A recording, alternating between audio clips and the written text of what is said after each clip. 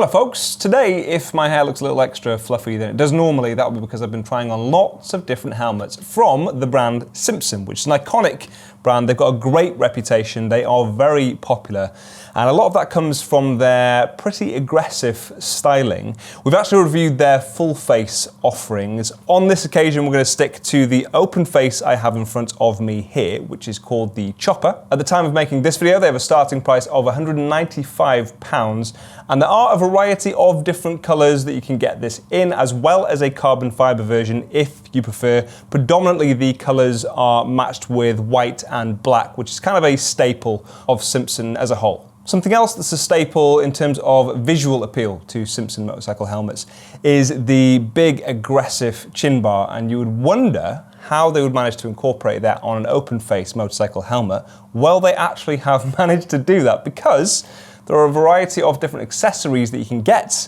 for the Chopper motorcycle helmet, including a mask, which you can see on this black version on the right there, which I'll get onto in a few moments. It's also coupled with some goggles. I'll explain how that pairs together in a moment. If we start with some of this helmet's USPs in the open face class, it is a particularly lightweight helmet. Open face helmets do tend to be anyway, but the medium we have on the table here for reference, these three are mediums, that is a large, is listed around 950 grams, which is very lightweight, even by open face standards. The large is 1050 grams. The carbon fibre version is likely to be even lighter again. This standard version uses a tri-composite shell, and they make it using 5 different shell sizes, which is uncommon, and you'll have heard me mention lots in the past that enables it to have a slimmer profile. I wouldn't say this is a particularly slim profile helmet. It's pretty middle ground really in comparison to others. There aren't that many helmets in actual fact that meet new ECE 2206 safety standards that I would consider a slim or low profile open face helmet. But this is about the same sort of size as anything else I've seen recently. Open face helmets don't tend to struggle for breathability because they are of course very open on the front, but it does actually have additional vents. So you've got 4 openings there on your forehead, as well as 3 snaps you can attach a variety of different accessories to, i.e. a bubble visor, which they have many different tints. You can attach a peak if you want to. Then we come to the rather unique and attention-grabbing goggle face mask combination if you want to go this route. So you can either go for just the goggles if you want, and those are quite useful because they just sort of snap into place. So aside from using regular goggles where you've got the strap over the back there, they actually snap straight into the outer shell. If you want to, you can then attach the face mask, which you have to attach with the goggles because they actually connect together. Now, I haven't seen this anywhere else. In all honesty, this is genuinely a unique accessory. The only things I've seen that look similar are things like the Belt Bruiser, for example, which is an open face helmet and it's got the chin bar that you can attach for some reinforcement. This one, it is definitely worth bearing in mind, is still an open face helmet. It will only ever be an open face helmet. This is not reinforced. It is a soft rubber, so it doesn't offer protection if you were to come off the bike in the event of a crash. It doesn't reinforce your chin protection.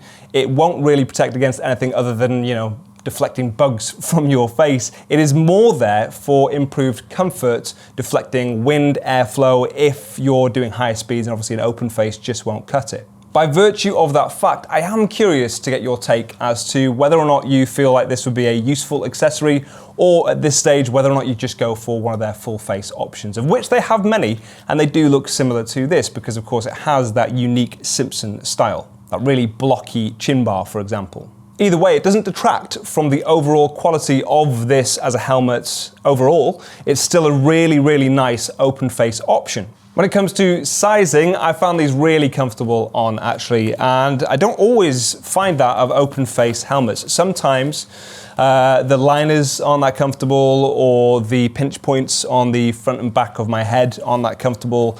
With this one, in either the large or more realistically for myself, a medium, I'm generally between 2 sizes, either medium or large.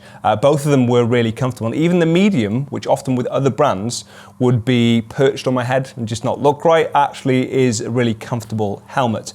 Now when it comes to the mask, it is a little bit fiddly to get on and off if you were going to go this route. I think that's something else that might well put people off using the chin mask on the front. The goggles do work well anyway, aside from that, so you can just snap these into place. You can see on the side there how that works. So you just pop that in and then obviously slide it into place. Definitely admire the innovation at least. And in case you're concerned with soundproofing, whether it makes it noisier, they have these rubber plugs in place on the rest of these helmets. You can see them featured there. So you just leave these in place if you're not using the goggles and you want to block out airflow. Another great offering from SIMPSON. We have a range of other helmets from them. If you want to check them out, I will drop links for their entire collection in the description. Let us know which ones are your favorites in the comment section, and I'll see you soon.